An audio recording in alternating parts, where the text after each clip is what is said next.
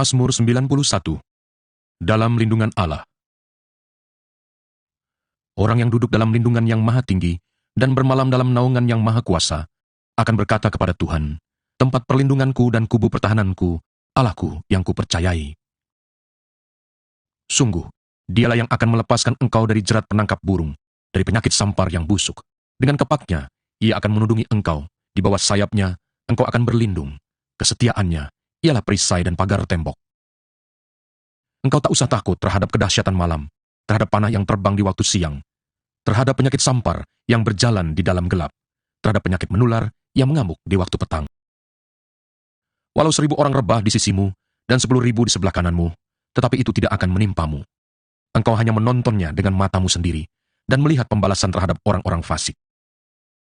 Sebab Tuhan ialah tempat perlindunganmu, yang maha tinggi telah kau buat tempat perteduhanmu. Malapetaka tidak akan menimpa kamu, dan tulah tidak akan mendekat kepada kemahmu. Sebab malaikat-malaikatnya akan diperintahkannya kepadamu untuk menjaga engkau di segala jalanmu. Mereka akan menatang engkau di atas tangannya, supaya kakimu jangan terantuk kepada batu. Singa dan ular tedung akan kau langkahi, engkau akan menginjak anak singa dan ular naga. Sungguh, hatinya melekat kepadaku, maka aku akan meluputkannya, aku akan membentenginya, sebab ia mengenal namaku. Bila ia berseru kepadaku, aku akan menjawab, aku akan menyertai dia dalam kesesakan, aku akan meluputkannya dan memuliakannya. Dengan panjang umur akan kukenyangkan dia, dan akan kuperlihatkan kepadanya keselamatan daripadaku. Ya. Shalom Bapak Ibu Saudara sekalian, apa kabar? Saya berdoa kita semua tetap dalam keadaan yang sehat, dalam keadaan yang baik, yang luar biasa.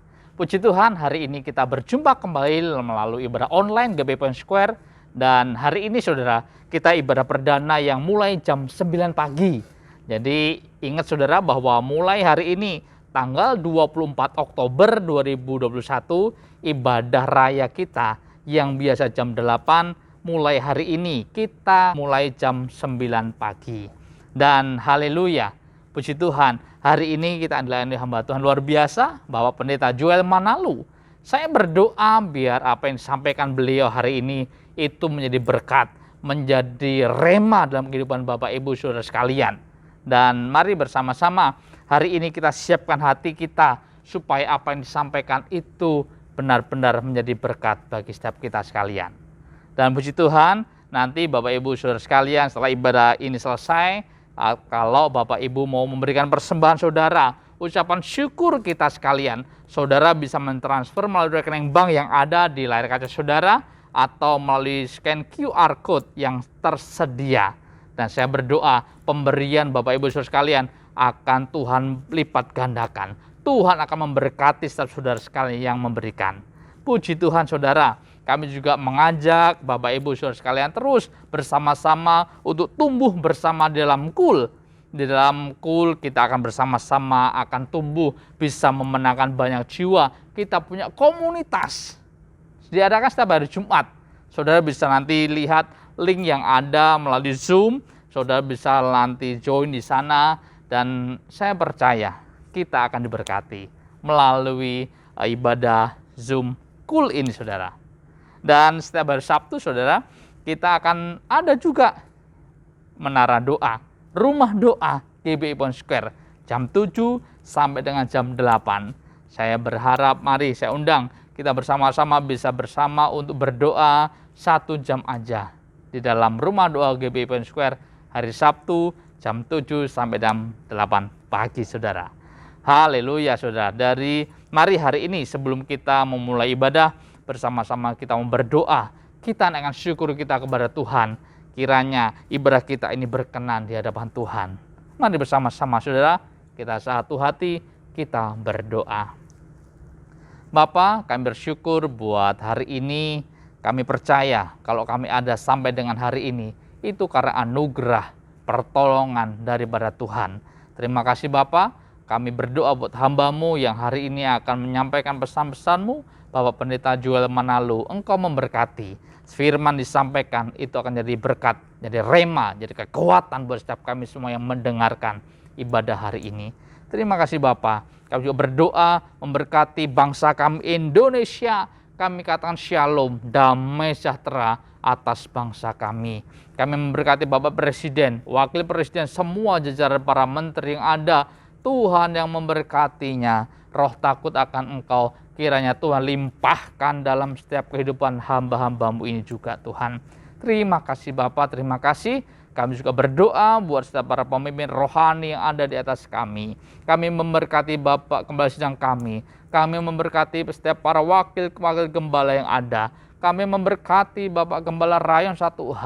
Dan kami juga berdoa buat hamba-Mu, Gembala Cabang GBPN Square Bapak Pendeta Suwardi. Engkau memberkati keluarga demi keluarga, Engkau yang menyertainya. Terima kasih Bapak, terima kasih.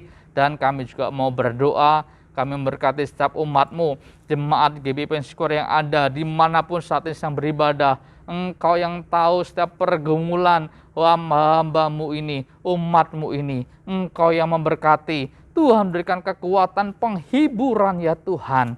Terima kasih Bapak, terima kasih. Terpujilah nama-Mu Tuhan. Biarlah hari ini sebelum kami memulai ibadah ini, Engkau yang akan mencurahkan sukacita yang daripada Tuhan. Terima kasih Bapa, terpujilah nama-Mu Tuhan, kekal sampai selama-lamanya. Dalam nama Tuhan Yesus kami berdoa dan bersyukur. Haleluya. Amin. Puji Tuhan saudara. Mari kita mau siapkan hati kita bersama-sama dengan saudara seiman kita beribadah. Dan jangan lupa saudara, tetap jaga protokol kesehatan. Jangan kendor saudara. 5M, bahkan 6 saudara. Vaksinasi. Tuhan Yesus memberkati. Mari kita deklarasikan Pentakosta ketiga. Apa yang dimaksud dengan Pentakosta ketiga? 1. Pentakosta ketiga adalah pencurahan Roh Kudus yang dahsyat di zaman ini melebihi yang terjadi di Azusa Street. 2. Pentakosta ketiga akan mengakibatkan penuaian jiwa yang terbesar dan yang terakhir sebelum Tuhan Yesus datang kembali.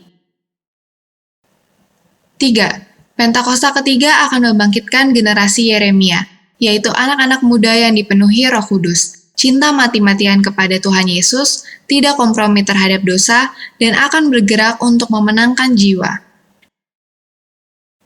4. Pentakosta ketiga lahir di Indonesia dan bergerak ke bangsa-bangsa.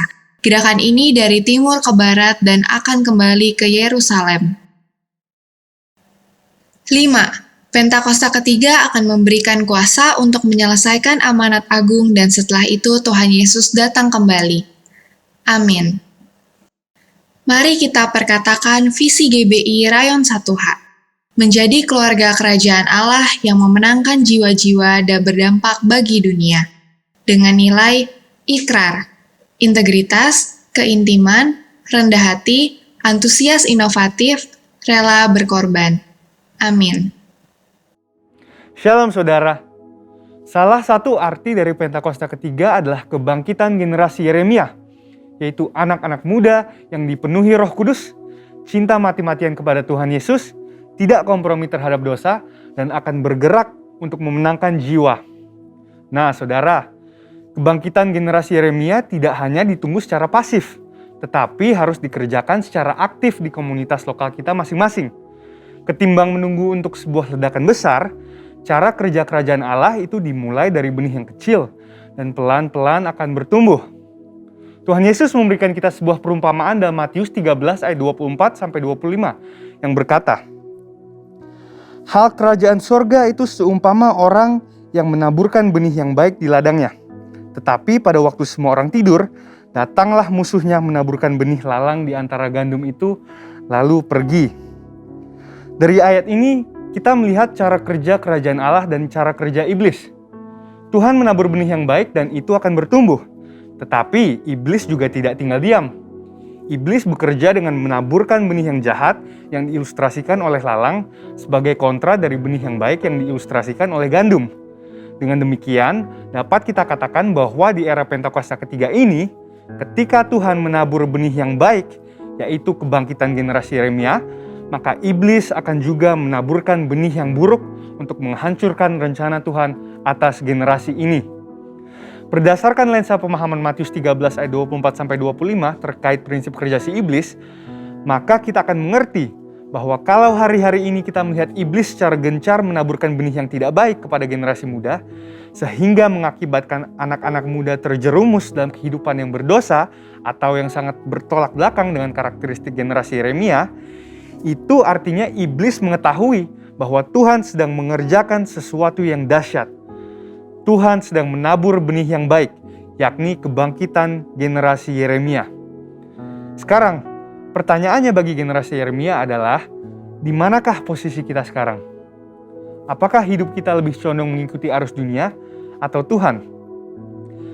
Arus dunia bisa berbicara mengenai budaya, norma, tren, dan ideal-ideal yang duniawi. Tapi sebagai orang percaya, kita diingatkan untuk memikirkan perkara-perkara yang di atas dan bukan yang di bumi. Seperti yang sering disampaikan oleh gembala sidang kita, perkara yang di bumi berbicara tentang hidup yang duniawi, yang dinyatakan dalam rupa perintah, peraturan, dan ajaran yang tidak membawa seseorang kepada pengenalan akan Kristus. Perkara yang di bumi juga berbicara tentang segala sesuatu yang berada dalam pikiran, perkataan, dan perbuatan yang merupakan sifat manusia lama sehingga bertentangan dengan kehendak Allah. Tetapi sesuai Roma 12 ayat 2, generasi Yeremia harus berubah oleh pembaharuan budi supaya dapat membedakan mana kehendak Allah yang baik dan yang berkenan kepadanya. Sebaliknya, kehidupan kita seharusnya ada di dalam Tuhan sepenuhnya. Ini berarti bahwa kita hidup mengikuti prinsip, ideal, dan standarnya Tuhan, dan bukan yang lain. Dengan kata lain, kita diminta untuk lebih lagi memikirkan perkara-perkara yang di atas. Dan juga seperti yang disampaikan oleh gembala sidang kita, memikirkan perkara-perkara yang di atas berarti bahwa kita harus menilai, mempertimbangkan, dan memikirkan segala sesuatu dari sudut pandang kekekalan dan sorga. Dan kita juga harus berpikir dan bertindak sesuai dengan pikiran dan tindakan Kristus. Jadi di manakah posisi hidup kalian sekarang? Dan apa yang kalian tunggu? Untuk itu ada dua langkah utama yang harus diambil oleh generasi Yeremia. Dan yang pertama adalah mengambil komitmen pribadi. Bangunlah kedalaman rohani. Gunakanlah waktu di masa muda kalian untuk membentuk spiritualitas, mentalitas, karakter, serta pengetahuan dan keahlian. Dan prosesnya memang tidak mudah, namun bukanlah hal yang mustahil. Mintalah pertolongan Roh Kudus dan beri dirimu untuk dimuridkan, dimentoring oleh kakak-kakak rohani, dan bergabunglah dalam komunitas rohani yang sehat. Yang kedua adalah menjangkau keluar, yaitu bergerak untuk memenangkan jiwa-jiwa sebagaimana diperintahkan kepada kita oleh Tuhan melalui amanat agung dalam Matius 28 ayat 19-20. Jadi apalagi yang ditunggu? Jangan sampai yang ditunggu adalah kesiapan diri kita, sementara diri kita tidak melakukan apa-apa, tidak memiliki kerinduan untuk dipenuhi dengan Roh Kudus, tidak ada gairah untuk cinta mati-matian kepada Tuhan Yesus, dan belum rela untuk melepaskan kompromi dengan dosa yang tentunya menghasilkan kenikmatan bagi kedagingan. Hal ini dapat diumpamakan seperti kita berada di dalam mobil dan mengharapkan untuk tiba di tempat tujuan, tetapi tidak menghidupkan atau menjalankan mobil tersebut. Nubuatan telah disampaikan. Janji Tuhan tentang kebangkitan generasi Yeremia telah dinyatakan. Tetapi kitalah yang harus mengambil keputusan untuk bangkit dan untuk bergerak. Untuk itu, ini adalah saatnya untuk meresponi panggilan Tuhan dan untuk menggenapi rencananya atas generasi Yeremia dan atas umatnya. Saudara, untuk penjelasan lebih lengkapnya dari tim teologi kami, silahkan buka link yang ada di atas atau scan QR Code yang tersedia. Salam integritas dan Tuhan Yesus memberkati. Haleluya. Shalom Bapak Ibu Saudara yang terkasih. Saya percaya hari-hari ini kita ada dalam keadaan yang baik. Sebab itu dimanapun kita berada, saya rindu ingin mengajak Bapak Ibu Saudara terkasih semuanya yang ada di rumah-rumah yang beribadah pada hari ini. Kita mau mendeklarasikan bahwa Yesus Kristus Tuhan, Dia yang ajaib. Amin. Haleluya, haleluya. Yesus ajaib, Dia berkuasa. Ada mujizat sebab Yesus aja.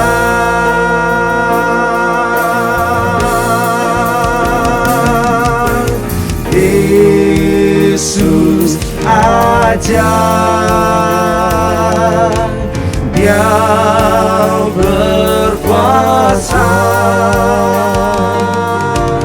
Ada mujizat sebab Yesus aja. Sekali lagi, Yesus aja, Dia berkuasa. Ada mujizat sebab Yesus aja.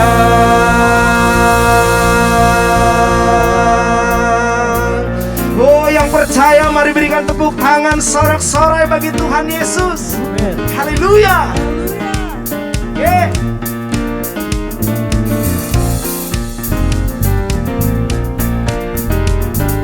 Yesus ajaib, Tuhanku ajaib, kasih-Nya ajaib bagiku.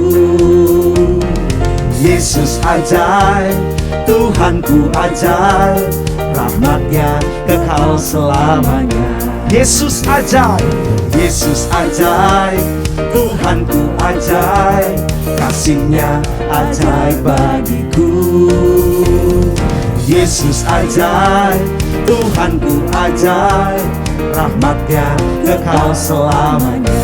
Tak berubah, tak berubah kasih-Nya, setiap hari bertambah indahnya.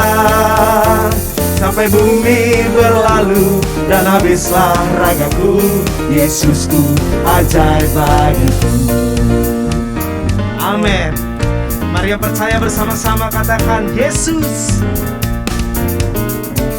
Yesus ajaib, Tuhanku ajaib, kasih-Nya ajaib bagiku.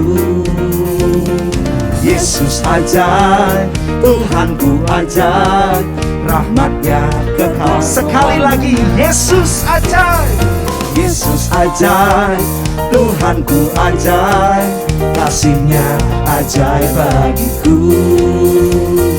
Yesus ajaib, Tuhanku ajaib, rahmat-Nya kekal selamanya. Katakan tak berubah, tak berubah kasih-Nya, setiap hari bertambah indahnya. Sampai bumi berlalu dan habislah ragaku, Yesusku ajaib bagiku. Tak berubah, tak berubah kasih-Nya, setiap hari bertambah indahnya. Sampai bumi berlalu dan habislah ragaku, Yesusku ajaib bagiku. Yesus ajaib, Yesus ajaib, Dia berkuasa. Ada mujizat sebab Yesus ajaib. Yesus ajaib, Dia berkuasa. Ada mujizat sebab Yesus ajaib. Mari semua yang di rumah-rumah yang percaya bahwa Tuhan Yesus ajaib, perkatakan dengan iman, aku disembuhkan, aku dipulihkan, dan aku dikuatkan. Haleluya. Yesus, Yesus ajaib, Dia berkuasa. Ada mujizat sebab Yesus ajaib. Yesus, Yesus ajaib, Dia berkuasa.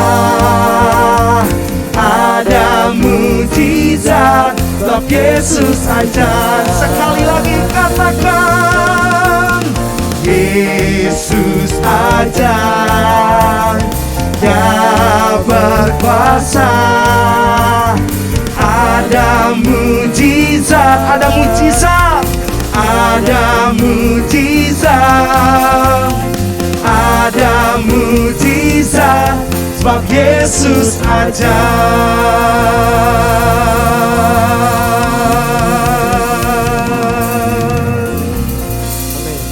Kami percaya kami menerima mujizat yang daripadamu Tuhan.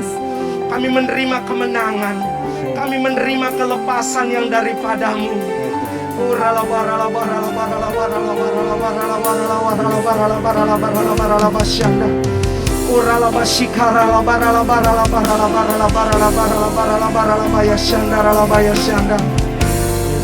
Mari umat Tuhan yang terkasih, firman Tuhan katakan ketika kita berkata-kata di dalam bahasa roh, kita sedang membangun roh kita kepada Tuhan.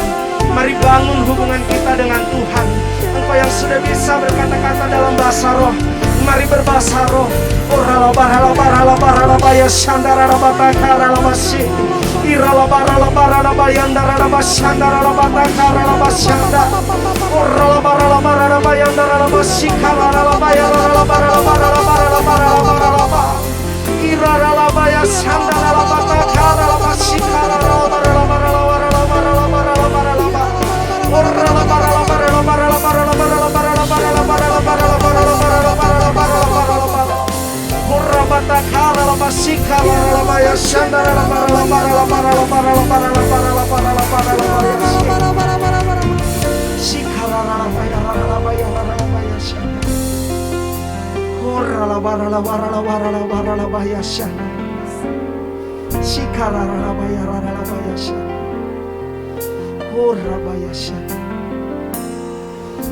Tuhan hadir di bait kudusnya saat umat mencari wajahnya, berseru, berdoa, sujud menyembah, menikmati kehadirannya. Tuhan mau dekat dengan umatnya yang datang dengan segenap hatinya, berseru, berdoa, sujud menyembah, dan menikmati kehadiratnya.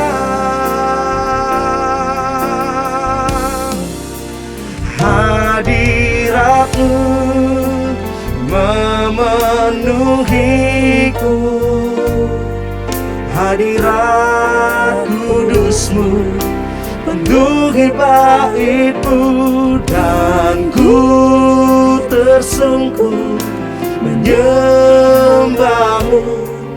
Yang ku nampak hanya kemuliaanmu.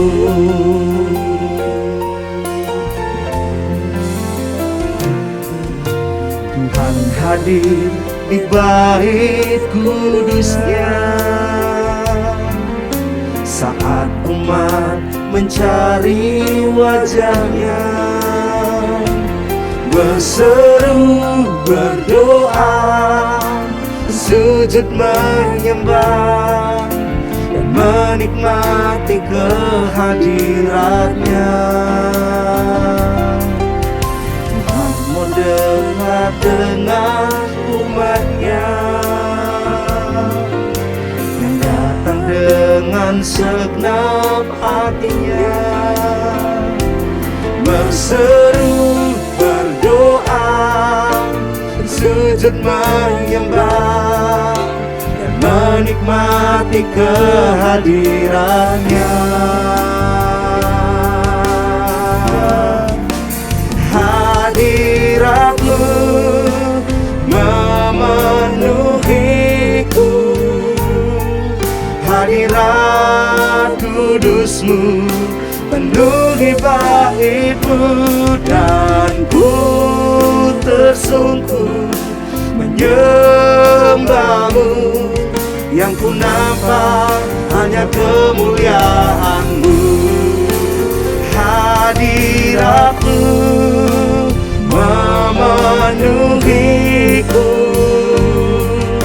Hadirat kudus-Mu penuhi baitku, dan ku tersungkur menyembah-Mu. Yang ku nampak hanya kemuliaan-Mu. Hadirat-Mu memenuhiku, hadirat kudus-Mu penuhi baitku, dan ku tersungkur menyembah-Mu. Yang ku nampak hanya kemuliaan-Mu. Hadirat-Mu memenuhiku, hadirat kudus-Mu penuhi baitku, dan ku tersungkur menyembah-Mu. Yang ku nampak hanya kemuliaan-Mu. Biar musik terus memainkan pujian ini, kami mau bersekutu Tuhan dengan Engkau.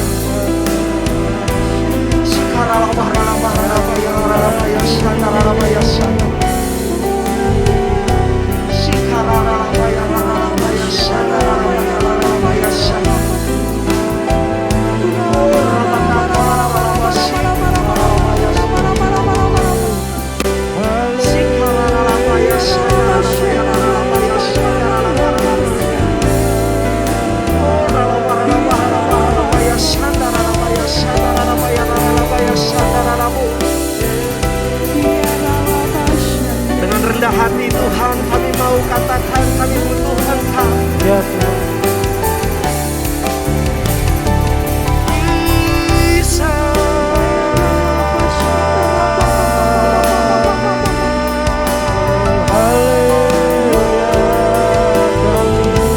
Mari kita sembah Dia. Kami sembah, kami tinggikan nama-Mu, Yesus. Hadirat-Mu, hadirat-Mu penuhi kami Tuhan. Pulihkan kami.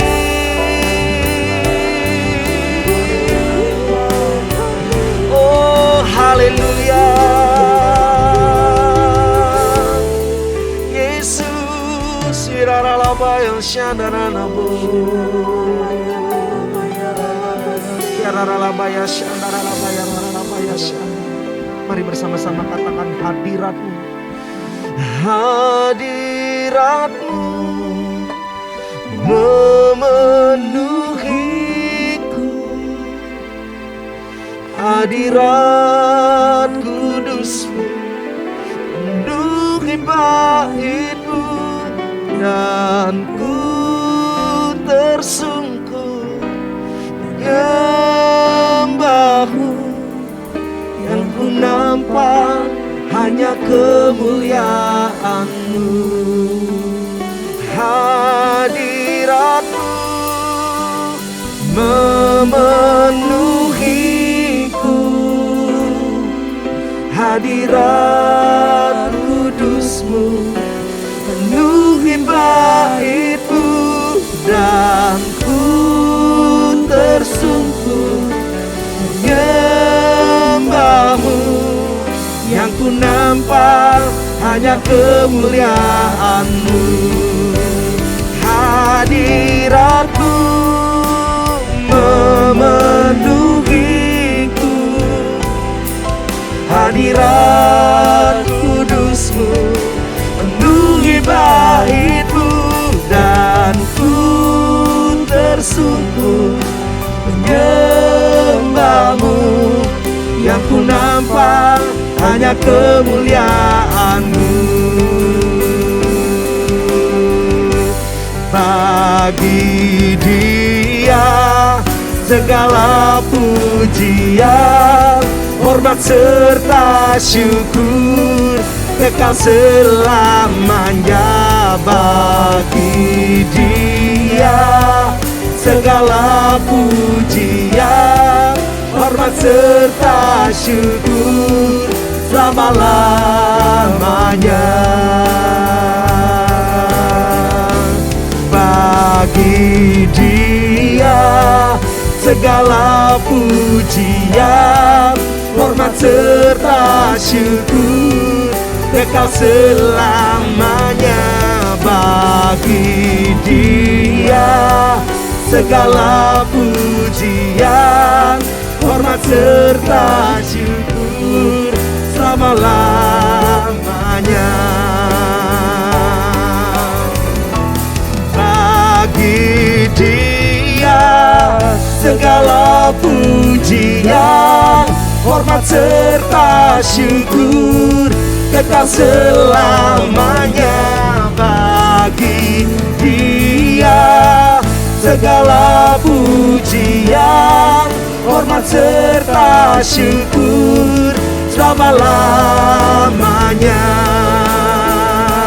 Sekali lagi, bagi Dia segala pujian, hormat serta syukur kekal selamanya. Bagi Dia segala pujian, hormat serta syukur selama-lamanya. Selama-lamanya. Selama-lamanya.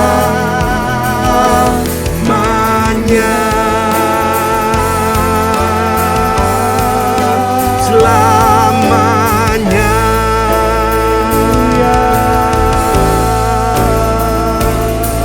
Haleluya. Haleluya. Yes.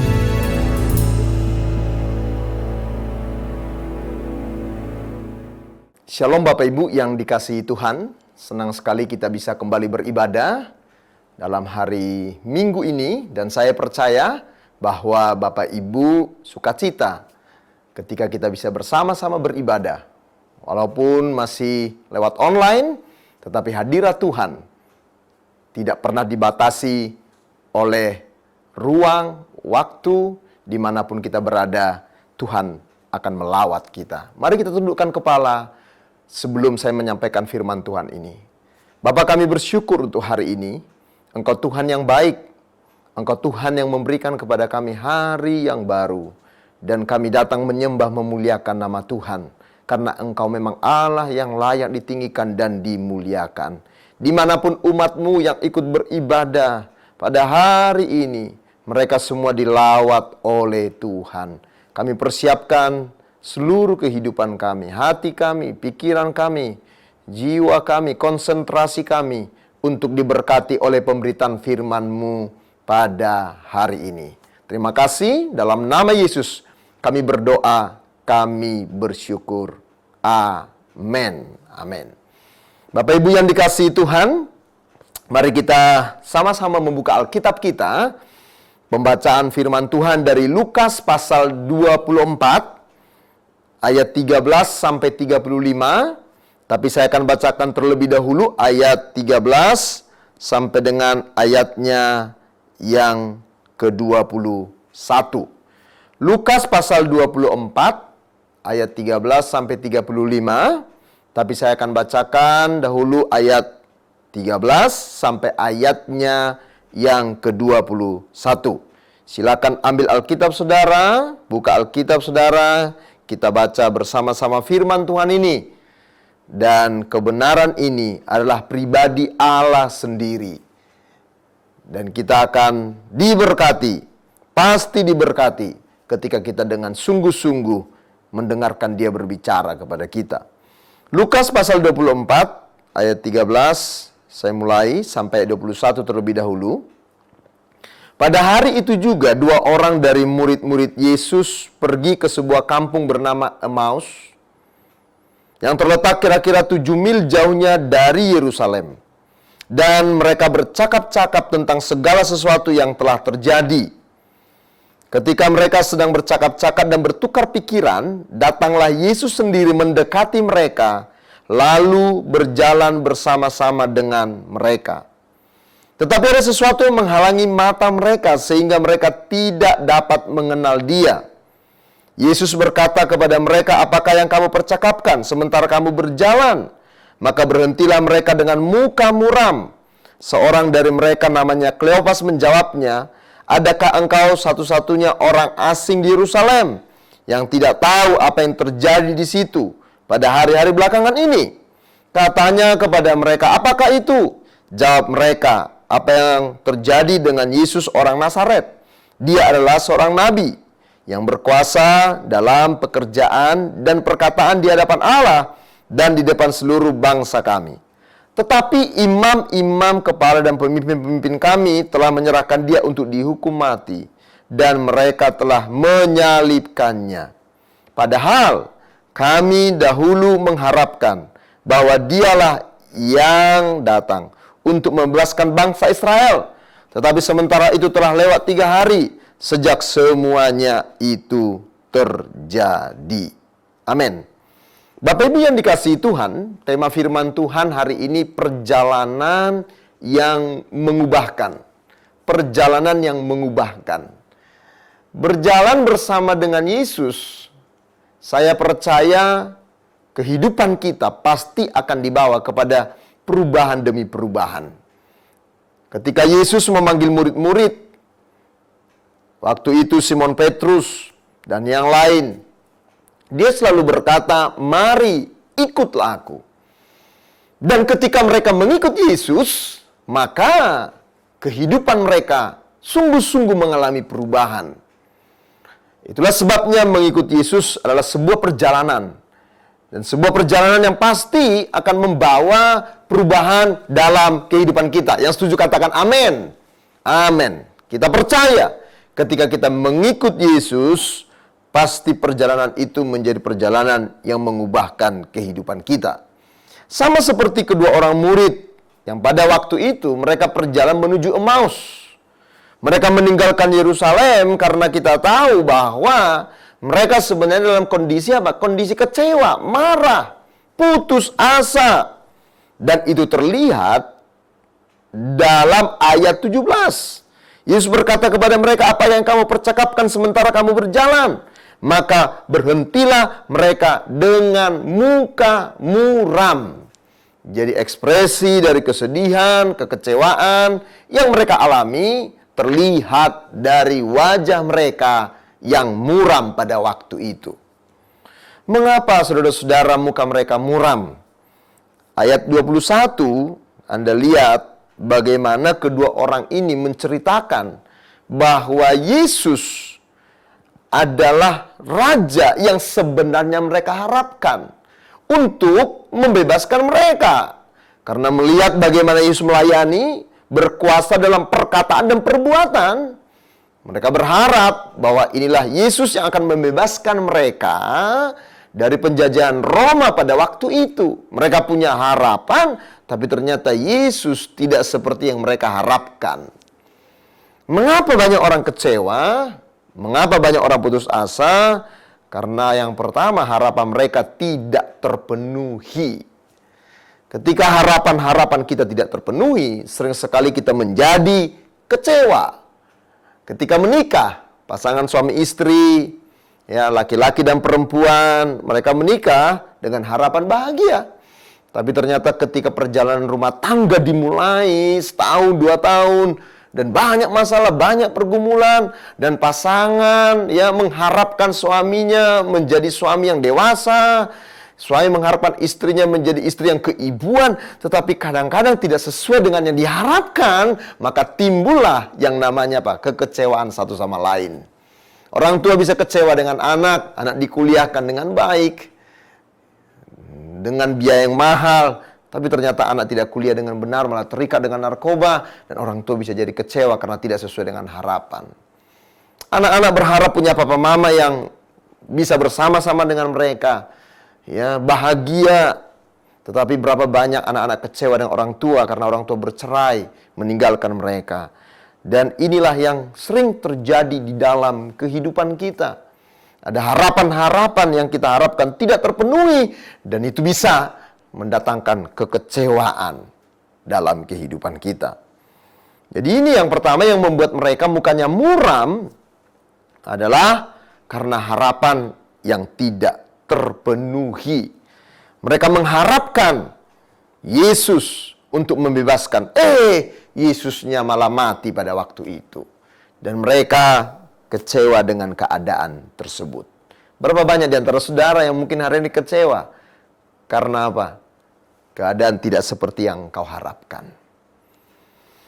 Nah, apalagi yang membuat mereka menjadi mukanya muram, ya. Dan ini sebuah perjalanan menuju Emmaus, perjalanan yang sebenarnya mereka pun ya berjalan dalam luka, kepahitan, kekecewaan, kemarahan. Ya. Mereka menjadi kecewa karena apa? Ketidakpercayaan mereka. Sebenarnya Yesus sebelum disalibkan, Yesus sudah bicara tentang penderitaan yang akan dialami. Tapi mereka nggak percaya kepada firman Tuhan. Nah, kalau kita hidup tidak percaya kepada firman, maka apa? Kita bisa jadi kecewa dalam kehidupan ini. Perjalanan tidak seperti yang Anda harapkan. Kemudian apa lagi yang membuat mereka kecewa? Mukanya muram. Karena ada yang menutupi. Dikatakan dalam firman Tuhan, ada yang menutupi apa? Mata mereka. Ya. Jadi ada yang menutupi mata mereka, sehingga mereka tidak bisa lihat Yesus pada waktu itu yang ada bersama dengan mereka. Ya, sehingga mereka tidak bisa melihat bahwa di balik setiap pergumulan selalu ada Tuhan yang menyertai. Kalau Anda selalu fokus kepada masalah, Bapak Ibu yang dikasihi Tuhan, maka apa yang terjadi? Masalah itu kadang-kadang menutupi semua hal yang akhirnya membuat kita tidak bisa melihat Tuhan di tengah-tengah masalah tersebut. Ya, jadi Bapak Ibu yang dikasihi Tuhan, apa yang membuat kehidupan kita bisa menjadi kecewa? Karena sering harapan kita tidak terpenuhi. Karena yang kedua, kita nggak percaya kepada firman Tuhan. Karena yang ketiga, ada yang menutupi ya mata iman kita. Sehingga kita tidak bisa melihat dengan mata iman, kita hanya melihat dengan mata yang terbatas. Sehingga kita hanya melihat keadaan-keadaan di sekitar kita, pergumulan-pergumulan, suami yang nggak bertobat, anak yang nggak mau diatur, istri yang juga ya lebih menguasai, dominan, dan ada banyak masalah yang lainnya. Sehingga membuat kita akhirnya tidak bisa melihat Tuhan. Itulah yang terjadi dengan Kleopas dan temannya dalam perjalanan menuju Emmaus. Tetapi ada hal yang menarik di sini. Kalau Anda lihat bagaimana perjalanan itu ternyata menjadi perjalanan yang mengubahkan kehidupan mereka. Karena apa? Hadirnya Yesus dalam perjalanan itu. Hadirnya Yesus dalam perjalanan kehidupan setiap orang percaya, saya percaya, pasti akan membawa sesuatu, membawa perubahan dalam kehidupan kita. Ada banyak orang berjalan dan mereka tidak menyadari bahwa Yesus ada bersama dengan mereka. Kalau Anda lihat, perhatikan ke Alkitab saudara dalam ayat yang ke-15, ya, jelas sekali di sana dikatakan, ketika mereka sedang bercakap-cakap dan bertukar pikiran, datanglah Yesus sendiri yang mendekati mereka. Siapa yang mendekati? Yesus sendiri yang datang. Dan ini sama dengan apa yang kita mengerti tentang keselamatan yang kita terima. Bahwa Yesus yang datang ke dunia ini menjumpai kita manusia berdosa. Dan kalau kita manusia berdosa saja, Yesus mau datang dekat dengan kita. Datang menebus kita, apalagi kita sekarang jadi anak-anaknya. Yesus pasti ada bersama dengan kita. Yesus tidak pernah meninggalkan kita. Kenapa perjalanan bersama Yesus menjadi perjalanan yang mengubahkan? Perhatikan Bapak Ibu, karena Yesus adalah kawan, sahabat, perjalanan terbaik yang pernah hadir dalam kehidupan kita. Manusia tidak selalu ada bersama dengan saudara. Manusia bisa meninggalkan saudara. Suami bisa meninggalkan istri. Istri bisa meninggalkan suami. Seorang ayah bisa melupakan anaknya. Kalau Anda sukses, kalau Anda berhasil, punya pangkat, kaya, waduh. Pasti banyak orang yang mau berjalan bersama dengan saudara. Pasti banyak orang yang mau berteman dengan saudara. Ya, pasti banyak saudara yang sering telepon saudara. Gimana kabar Ci? Ko? Sehat? Suami sehat? Ya, mertua sehat? Ya, semua ditanya. Kucing anjing sehat? Sampai peliharaan juga ditanya Bapak Ibu ya. Itulah manusia. Karena apa? Manusia ya tidak bisa dijadikan menjadi sahabat, ya, rekan seperjalanan selamanya. Nggak bisa. Tetapi Yesus, lihat, Kleopas ini sedang meninggalkan Yerusalem dalam kekecewaan, dalam ketakutan. Ya, bukan perjalanan spiritual yang Anda lihat contohnya, wah imannya lagi berkobar-kobar. Oh enggak. Tetapi Yesus tidak meninggalkan mereka. Yesus tidak membiarkan mereka. Wow, itulah Yesus yang kita sembah, saudara. Dia Yesus yang baik, yang tidak pernah meninggalkan saudara. Mungkin kau berkata, Pak Pendeta, saya sudah jauh dari Tuhan. Tidak ada tempat yang terlalu dalam, terlalu jauh, di mana Yesus tidak dapat menjangkau hidup saudara, menghampiri saudara, dan mau berjalan bersama dengan Anda. Dengar ini baik-baik. Seperti apapun keadaan hidupmu hari-hari ini, Yesus sendiri yang datang. Bahkan engkau mungkin ada di satu tempat yang kau nggak bisa lagi bangkit. Tapi tempat itu, tempat di mana Yesus sendiri hadir dan menjumpai kehidupan kita.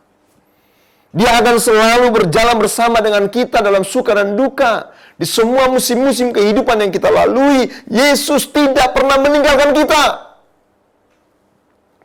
2019, ketika masuk bulan Desember, itu bulan Natal, bulan sukacita biasanya.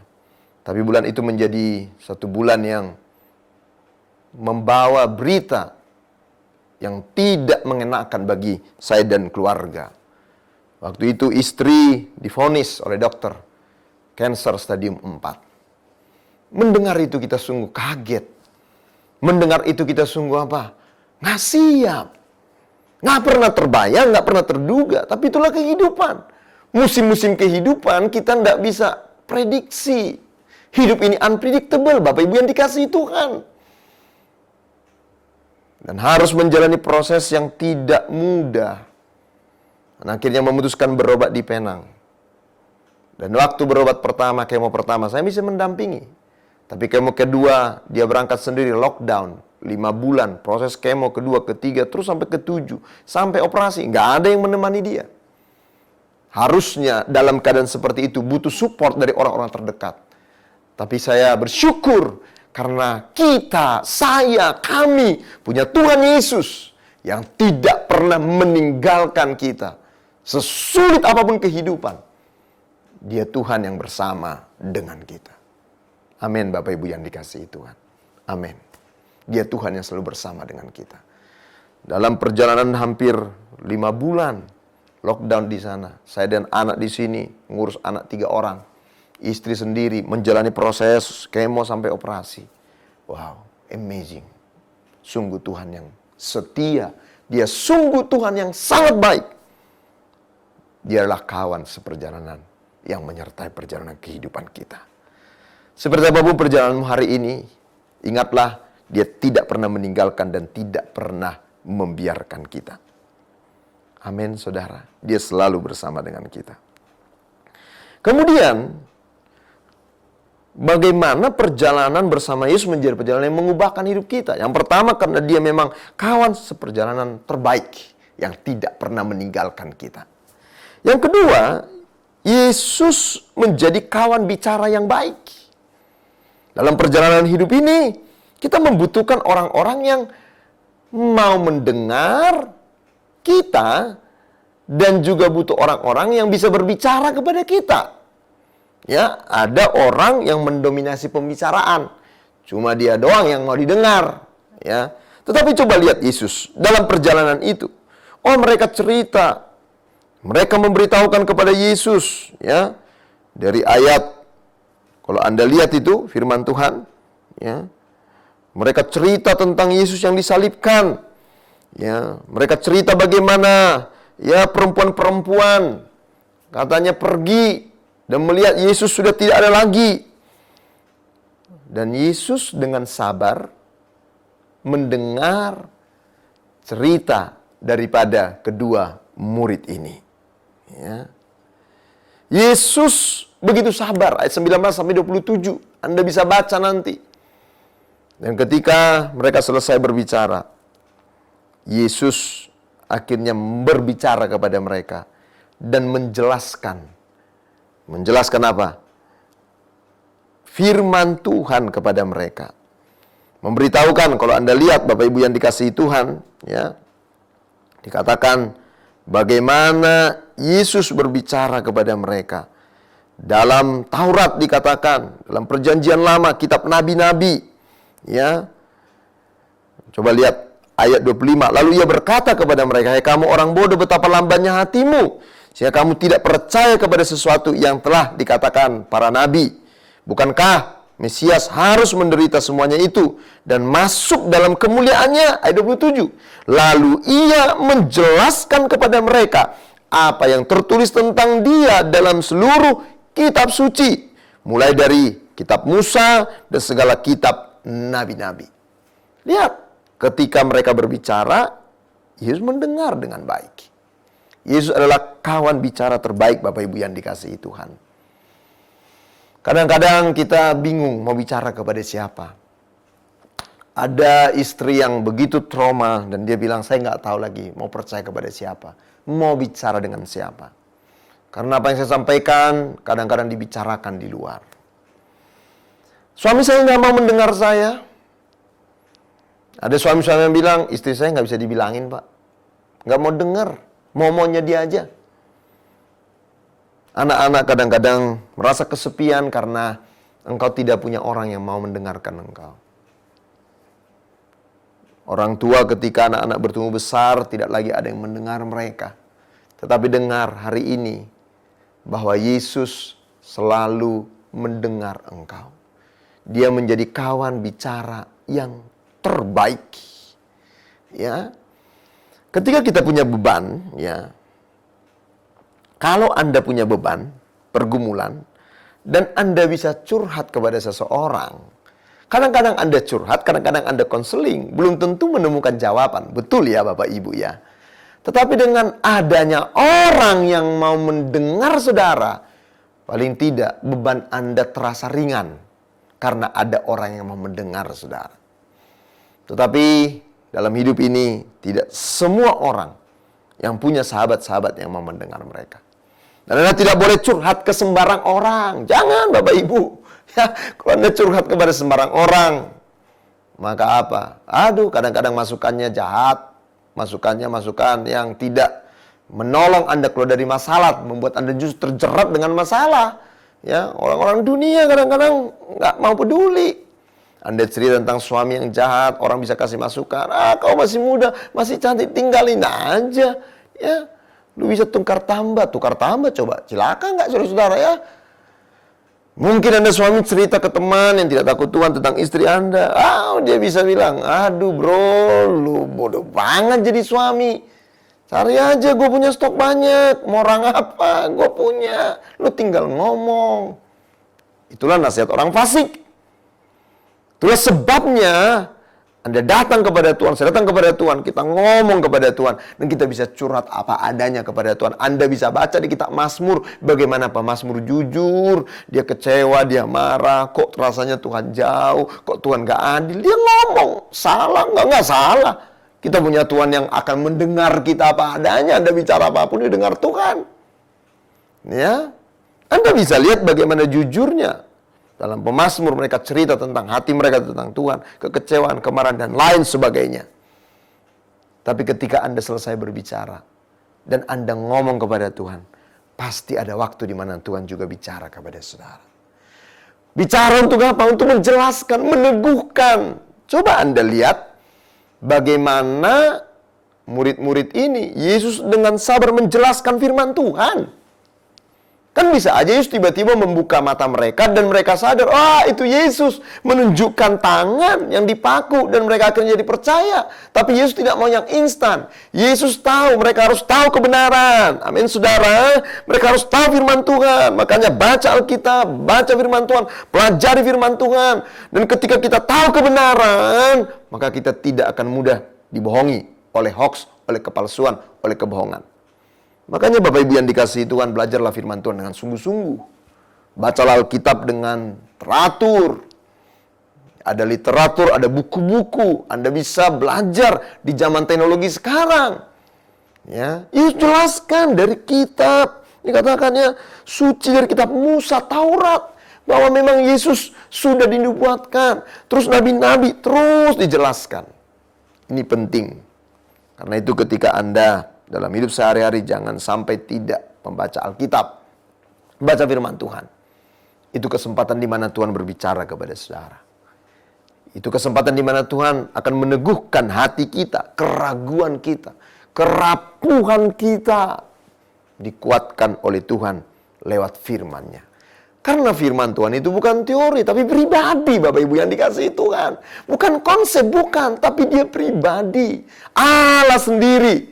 Dan ketika Anda berjumpa dengan Allah, disitulah ada perubahan demi perubahan yang dikerjakan oleh Allah sendiri dalam kehidupan kita. Kita nggak pernah sama.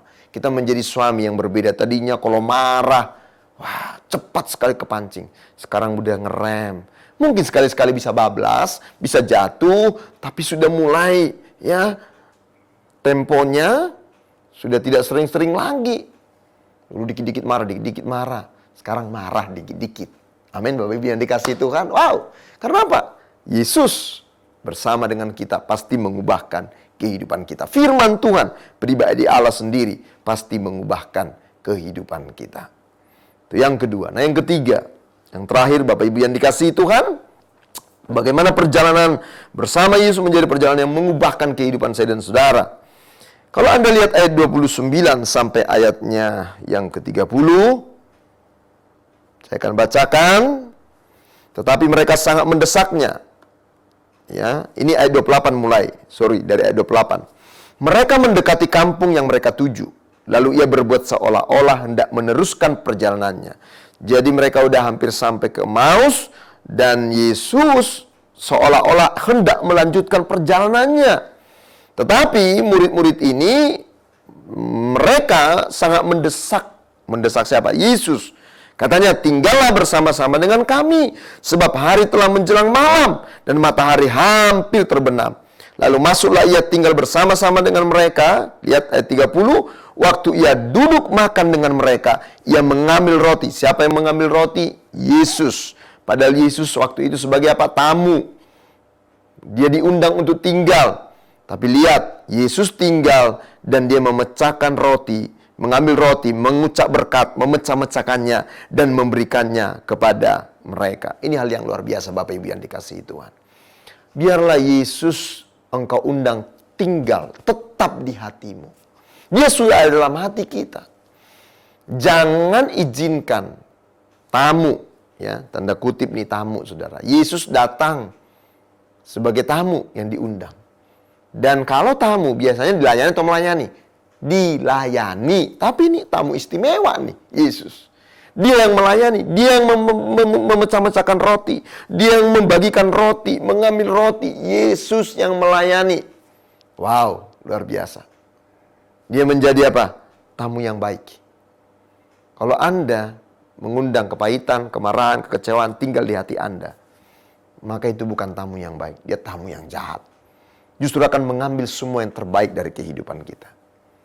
Karena itu jangan biarkan kekemarahan, kekecewaan, kepahitan, pahit, benci. Ya, jangan biarkan apa? Keduniawian, materialisme yang menguasai hidup kita digerogoti Bapak Ibu. Dihancurkan kehidupan kita.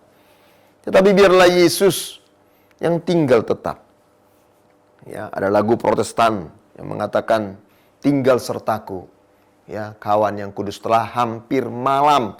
Jangan jalan terus, biarlah Yesus tinggal tetap. Tetap, dan kita tahu bahwa dialah yang berkuasa menjadi raja dalam kehidupan kita. Dia tamu yang justru melayani. Dia tamu yang baik, saudara. Dan apa yang terjadi? Apa yang terjadi? Ketika Yesus menjadi kawan seperjalanan, kawan bicara, dan dia tinggal tetap dalam kehidupan kita, apa yang terjadi? Coba lihat hal yang sangat kontras terjadi. Ayat 17, muka mereka masih muram. Ayat 17. Tetapi ayat 32 sampai 33. Lihat saudara-saudara, apa yang terjadi. Ya. Ayat 32 kata mereka seorang kepada yang lain, bukankah hati kita berkobar-kobar? Lihat ekspresinya udah beda. Ketika ia berbicara dengan kita di tengah jalan, dan ketika ia menerangkan kitab suci kepada kita, lihat. Perubahan itu terjadi karena Pak Yesus berjalan bersama dengan mereka. Yesus ada di dalam hidup mereka. Yesus menjelaskan firman Tuhan dalam perjalanan itu. Sehingga roh mereka berkobar-kobar. Ayat 33, lalu bangunlah mereka dan terus kembali ke Yerusalem. Di situ mereka mendapati ke-11 murid itu. Mereka sedang berkumpul bersama-sama dengan teman-teman mereka. Kata mereka itu, sesungguhnya Tuhan telah bangkit dan telah menampakkan diri kepada Simon. Lalu kedua orang itu pun menceritakan. Ya, ini yang baru, dua orang ini yang mengalami perjumpaan dengan Yesus. Apa yang terjadi di tengah jalan dan bagaimana mereka mengenal dia pada waktu ia memecah-mecahkan roti. Wow, luar biasa. Luar biasa Bapak Ibu, muka muram. Tapi sekarang roh mereka berkobar-kobar. Mungkin engkau sekarang kehilangan semangat, patah semangat. Seperti tulang kering. Tapi ketika Yesus hadir, ketika Yesus berbicara, ketika Yesus melayani kita, saya percaya hidup kita diubahkan. Roh kita berkobar-kobar, ada semangat untuk menjalani kehidupan, melanjutkan perjalanan. Karena ketika mereka sudah mengalami perubahan, mengalami perjumpaan dengan Kristus, mereka kembali ke Yerusalem untuk melanjutkan kembali misi kerajaan Allah yang memang Tuhan mau mereka kerjakan. Ada kekuatan untuk melanjutkan kehidupan. Perjalanan kehidupan ini harus terus berjalan. Ketika kita tahu bahwa Yesus ada bersama dengan kita, dan Yesus mendengar dan berbicara kepada kita, Yesus tinggal dalam hidup kita, tinggal serta Dia melayani kita dengan baik, sehingga hidup kita diubahkan dan terus menjadi berkat. Doa saya buat semua jemaat Tuhan, dimanapun Bapak Ibu berada, berjalanlah terus bersama dengan Tuhan. Dia tidak pernah meninggalkan kita. Perjalanan bersama Yesus pasti menjadi sebuah perjalanan yang mengubahkan siapapun kita.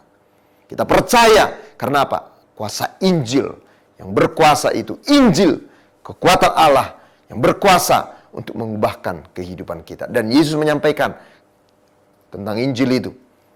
Yesus menyampaikan firman Tuhan yang mengubahkan kehidupan kita. Dalam perjalanan kehidupan ini, perhatikan siapa teman Anda berjalan, siapa teman Anda bicara, dan siapa yang Anda dengar, siapa yang ada dalam kehidupan saudara. Pastikan Yesus dan komunitas yang baik yang ada bersama-sama dengan kita, sehingga kehidupan kita diubahkan. Tundukkan kepala saudara dan izinkan terus Roh Kudus berbicara apa yang saya sudah sampaikan buat saudara. Biar kiranya firman Tuhan ini bekerja dengan baik dalam kehidupan kita. Hamba-Mu menyampaikan firman-Mu, isi hati Tuhan. Dan firman itu hidup, karena firman itu bukan teori, firman itu pribadi, engkau sendiri. Dan biarlah umat-Mu menerima kebenaran dengan sukacita. Dan firman ini meneguhkan iman percaya kami, meneguhkan hati kami. Terima kasih Tuhan, terima kasih Roh Kudus. Lawat setiap umat-Mu dimanapun mereka berada. Telinga mereka bukan cuma jasmani, tapi telinga rohani mereka. Hati mereka dibuka. Dan firman itu bekerja, karena firman itu benih kehidupan dan akan berakar, bertumbuh, berbuah lebat untuk kemuliaan nama Tuhan. Mungkin dalam perjalanan hidup hari-hari ini, kami merasa ditinggalkan oleh orang-orang yang harusnya bersama dengan kami. Kami kecewa, kami marah, putus asa. Tapi Tuhan tidak pernah meninggalkan kami. Tuhan selalu ada bersama dengan kami. Tuhan setia dengan kami. Nggak ada orang yang mendengar kami. Tapi Engkau mau mendengar. Dan Engkau pun berbicara kepada kami. Tinggal dalam hidup kami. Kepahitan, kebencian, kemarahan. Semua trauma, semua masa lalu yang buruk. Kami usir semua itu. Tidak tinggal dalam hidup kami. Tapi Yesuslah yang tinggal. Dan ketika Engkau yang tinggal, Engkau yang roti kehidupan itu. Memecah-mecahkan. Berbagi, melayani, hidup kami diubahkan. Terima kasih Tuhan Yesus. Hamba-Mu selesai berbicara. Tapi Roh Kudus akan terus berbicara. sehingga firman ini hidup dalam keseharian kami. Dalam nama Yesus kami berdoa, kami bersyukur buat firman Tuhan yang diberkati. Sama-sama katakan amin. Selamat hari Minggu, Tuhan Yesus memberkati kita semua. Shalom Bapak Ibu Saudara kasih Tuhan, mari kita akan mengakhiri ibadah ini. Angkat tanganmu dan terimalah berkat dari Tuhan. Tuhan memberkatimu dan melindungimu. Tuhan menyinari engkau dengan wajah-Nya dan memberikan kau kasih karunia. Tuhan menghadapkan wajah-Nya kepadamu dan memberikan kau damai sejahtera. Terimalah berkat yang sempurna dan berlimpah-limpah dari Bapa di sorga. Kasih daripada Tuhan Yesus, kuasa dan pengurapan daripada arah Roh Kudus pasar tercurah menyertai memberkatimu mulai saat ini sampai Maranatha, bahkan kekal sampai selama-lamanya. Mari kita percaya dan terima berkat Tuhan, sama-sama katakan amin. Sampai ketemu Bapak Ibu, Tuhan Yesus memberkati.